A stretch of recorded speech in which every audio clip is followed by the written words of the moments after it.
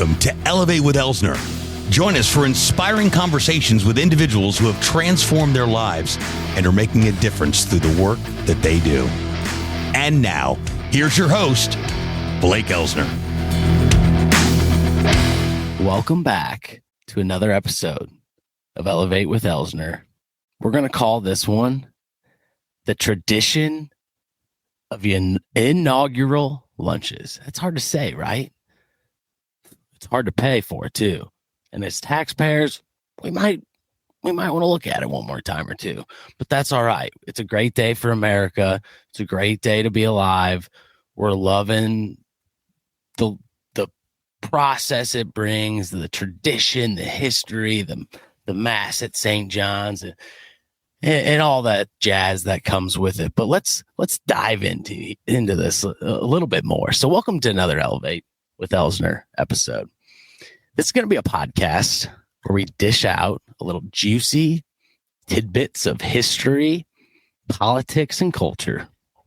Today, we're taking a seat at the most exclusive table in America, the presidential inaugural luncheon.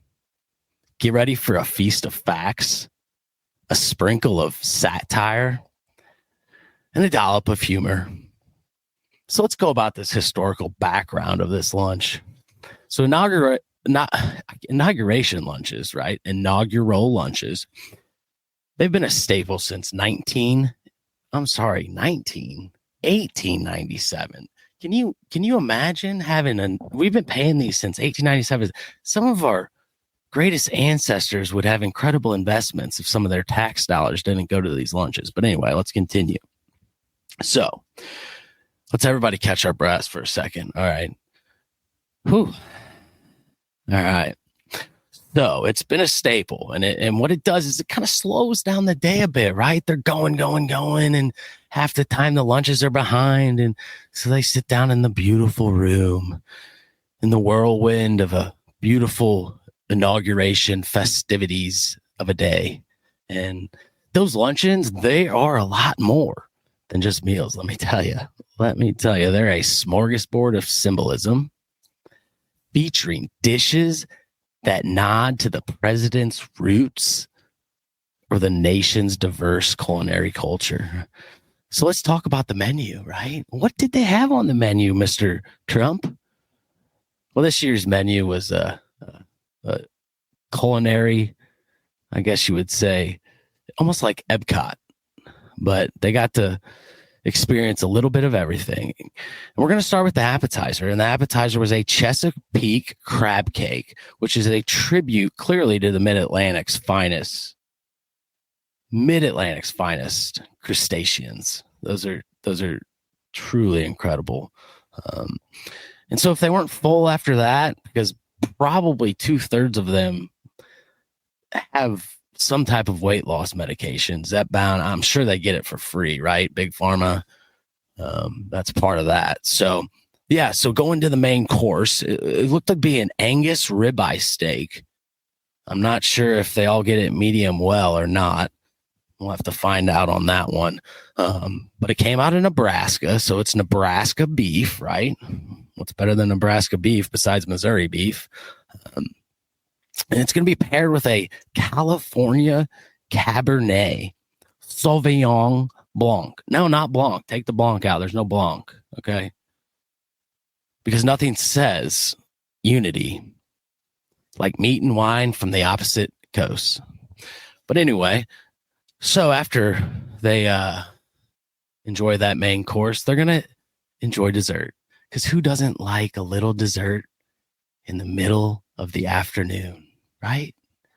Nothing says like get to work like a full stomach of a little Minnesota apple icebox. Minnesota icebox? What?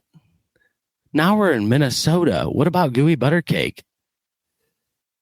Oh, man. So, yeah. And of course, tipping the hat to the land of 10,000 lakes and apparently 10,000 apples. Okay. Well, we all know you can't just have wine, right? So you got other other beverage pairings at that, from New Mexico to Virginia, California, ensuing that all guests are both well fed and well lubricated. Bipartisan effort, if you will. So the price tag, we can't not talk about the price tag, right? So hosting an event of this magnitude, right? Some of us have paid for weddings and seen the cost of that, and unfortunately, that's a drop in the bucket compared to this. So, cost of about $200 million, the entire inauguration, right?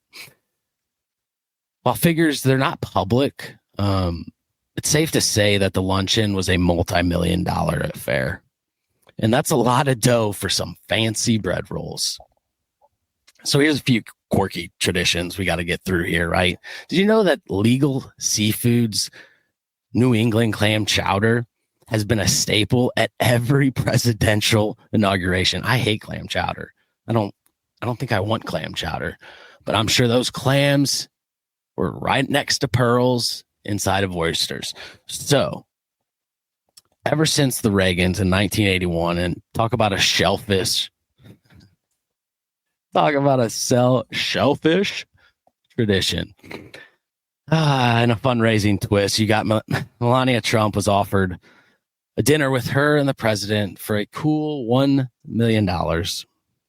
For that price, you'd hope some golden forks or at least unlimited breadsticks. So, humorous hot take, the irony of it all, right? Isn't it fascinating as the nation watches the peaceful transfer of power, a cornerstone of democracy inside dignitaries, debating whether crab cakes are better than the last time? It's politics served medium rare. So a final chuckle for you. So while the president takes off and takes the oath, guests take an oath of overeating, and history has shown the real meat of the inauguration isn't in the speeches. It's on the luncheon plate. So to wrap this thing up, from historical hors d'oeuvres to, decadent desserts, inaugural luncheons offer a unique lens into our nation's traditions, served with a side of humor. So join us next time on Elevate with Elsner, where we get back to real life. And in the meantime, get out there and enjoy your sirloin from Texas Roadhouse, because at the end of the day, that's really all you need. One love. Thanks so much for tuning into this episode. We sure do appreciate it. If you haven't done so already, make sure you're subscribed to the show wherever you consume podcasts. This way you'll get updates as new episodes become available. And if you feel so inclined, please leave us a review and tell your friends about the show. Until next time,